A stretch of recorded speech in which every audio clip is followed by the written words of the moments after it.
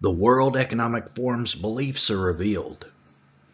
They think that there is no truth, just power, and that most humans are unnecessary. Notorious World Economic Forum advisor Yuval Harari is at it again, this time exposing more of the WEF's totalitarian beliefs by openly rejecting human rights, calling them fictitious.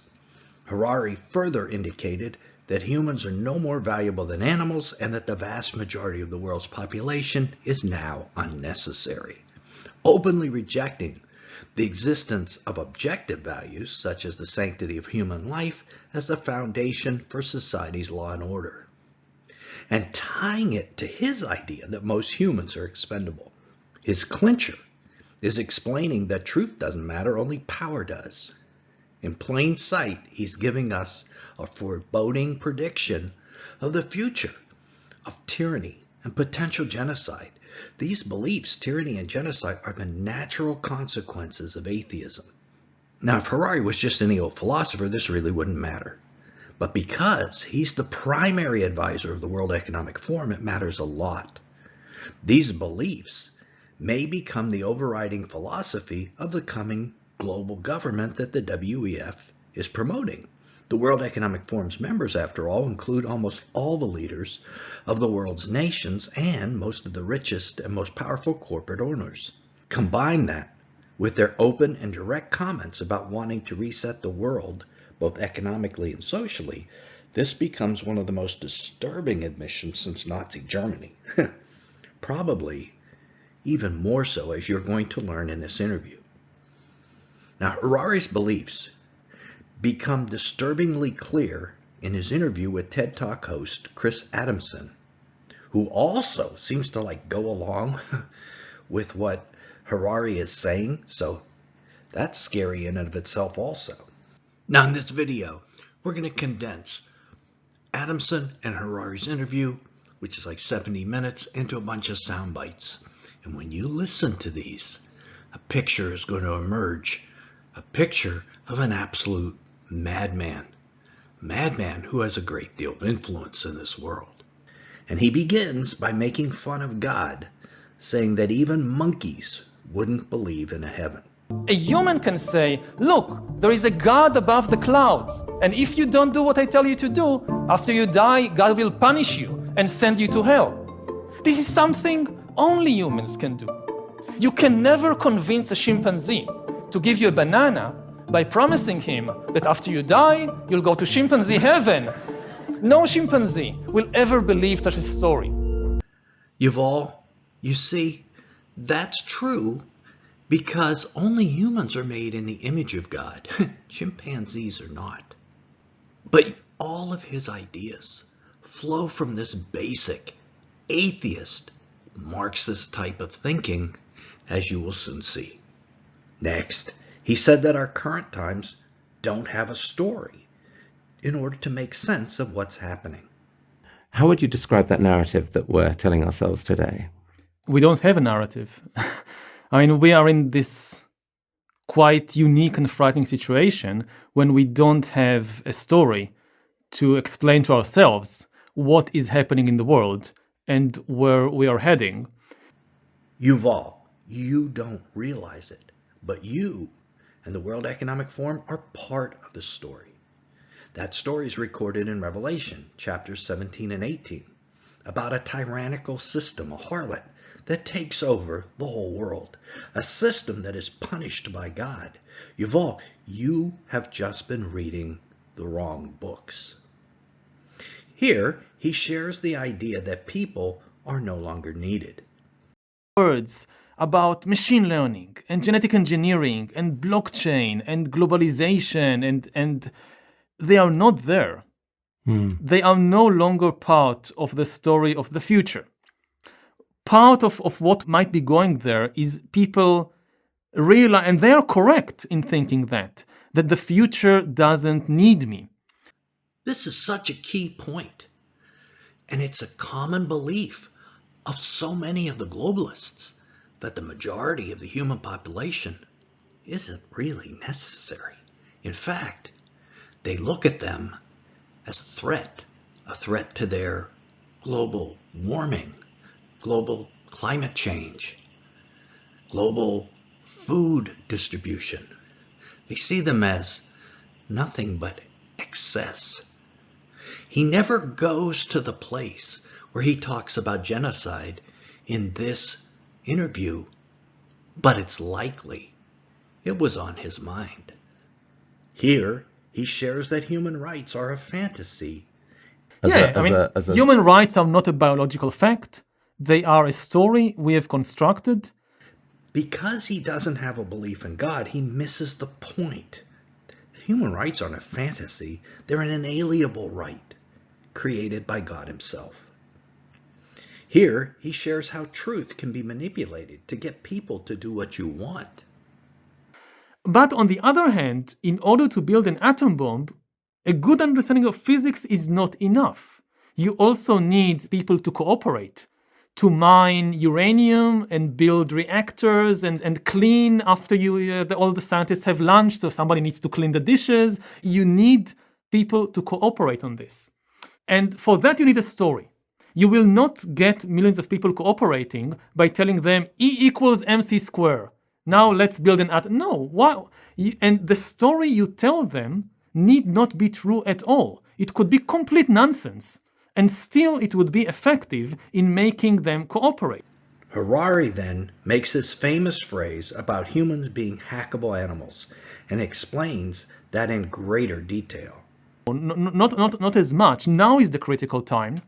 And the really important thing about what's being accumulated, especially in the US and in China, is the ability to hack human beings. Okay, and this is worth trillions and trillions, not billions. So this is an alarming phrase, right? The ability to hack human beings. Give me an example of that. What are you talking about?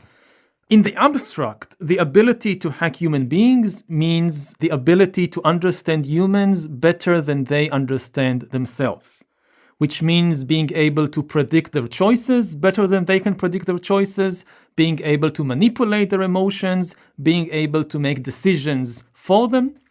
This is totalitarianism in a form we've never known, manipulating people and controlling them internally, as if they're robots. There is something new. What's new? Maybe to imagine it, the borderline is the skin.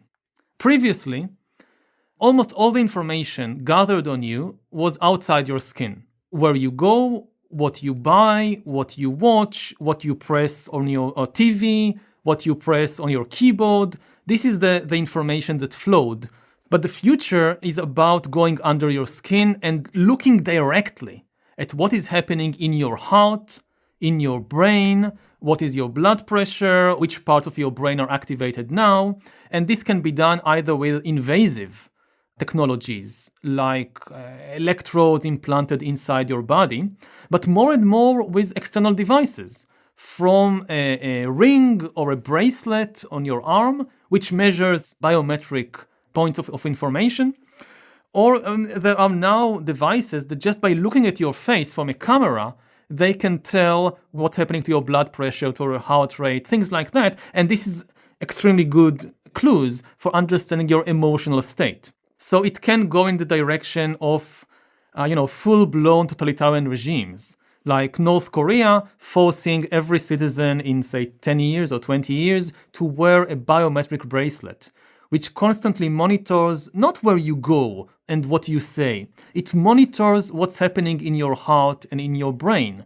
If you walk into a room and there is a picture of Kim Jong-un on the wall, and the bracelet picks up the signs of anger because it has access to your brain, that's very bad news for you. Even George Orwell's 1984, they couldn't really get into your brain. There was still this sphere of a private world. And this is about to disappear. In the West, the main concern now is what is known as surveillance capitalism. That, it's not a kind of dictator that spies on your brain, but you have all these corporations and maybe all these government agencies which are monitoring what's happening inside your body. what does it mean to live in a world when your inner reality is so completely exposed? Did you notice how he instantly goes to a totalitarian use of this type of tracking? Will this be the way the global government decides who to eliminate and who to maintain? Because after all, as he said before, humans are expendable. Next, he begins to discuss another aspect of AI that's beginning to control all our lives: algorithms. What happens when the same thing also repeats itself in the romantic field? That you want to marry somebody, and the algorithm says, no, that's a bad idea. You should marry somebody else. And we learn by experience to trust the algorithm. I mean, what kind of life is it when more and more of these decisions are taken by the algorithms? We have no religious, artistic, or philosophical model for understanding such a life. It is incredible. He is talking like this about trusting the algorithm over trusting yourself. Who is it that programs the algorithm? It's atheists like Yuval. So guess what it's going to say when the question comes up about whether you should worship God or worship the Antichrist? Yep, you guessed it. And those in the tech world and the government world are listening to this guy, following this madman. Yuval, why is it, do you think, that your way of thinking about the world has resonated so powerfully in Silicon Valley? Like, so many people I know who are in the tech world really view you as this sort of epic source of wisdom. Why do you think that is? I'm not sure. I've heard several theories, some more flattering than others, about why this is the case. Well, so here's a possible flattering one and an unflattering one. A flattering one would be that you're one of the few historians who really seems to get technology and the power of it. So I think they respect that. But perhaps the unflattering explanation is that almost that you're letting them off the hook because you go with, this is almost inevitable, and our response to it should be to understand ourselves better, and then what happens next is not clear. Whereas there's a lot of people out there saying, wait a sec, the world is about to be blown up by some of the technologies we're doing. Shouldn't you be calling for a revolution, calling for, the firewall to be erected around California or something? When his ideas here are pieced together in the way we did in this video, one can see Harari's culturally Marxist, atheistic, totalitarian worldview. And it just emerges. And since he is a World Economic Forum advisor, it's their view as well. Their views are that those in power can manipulate society's values to their own end. And with no such thing as objective values, including human rights, society is enslaved to the arbitrary ideas and whims of its totalitarian leaders. But what stands out the most in this entire discussion is the idea of hacking humans. Harari has said that this will be the end of free will and the end of your soul, and he says it like it's a good thing. Click right here to keep watching to see the inside picture of what the World Economic Forum and the UN are really trying to achieve.